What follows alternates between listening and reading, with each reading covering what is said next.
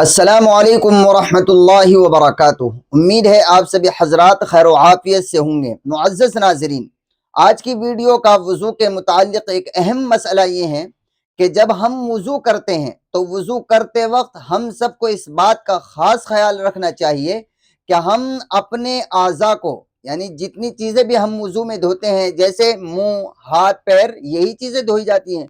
तो जब हम अपने आज़ा को वज़ू के अंदर धो रहे हों तो इनको पे दर पे धोएं। पे दर पे का मतलब ये है कि अभी जैसे हमने मुंह धोया है तो मुंह खुश्क ना होने पाए, हमें जो है हाथ धो लेना चाहिए।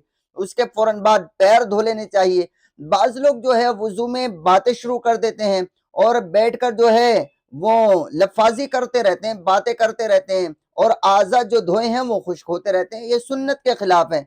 लेकिन कभी कभी ऐसा भी होता है मजबूरी में कि हम वुजू कर रहे हैं और वुजू करते वक्त हमने अभी मुंह ही धोया है, अचानक टंकी का पानी खत्म हो गया।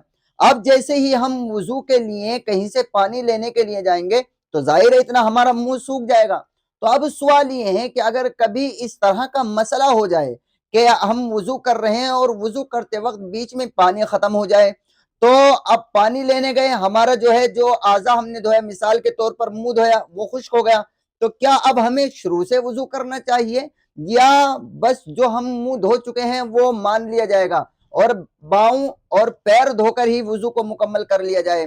तो जवाबन अर्ज ये है कि अगर किसी के साथ में इस तरह का मसला पेश आ जाए और उसके आज़ा जो है सूख जाए, इतने वो पानी लेकर आए, तो उसको शुरू से वुजू करने की जरूरत नहीं है, बल्कि वो आगे को जो उसके आज़ा बच रहे हैं, जैसे हाथ बच रहे हैं या पैर बच रहे हैं, उनको धो ले। दोबारा से शुरू से वुजू करना उसके लिए जरूरी नहीं है, उसका वुजू सही माना जाएगा।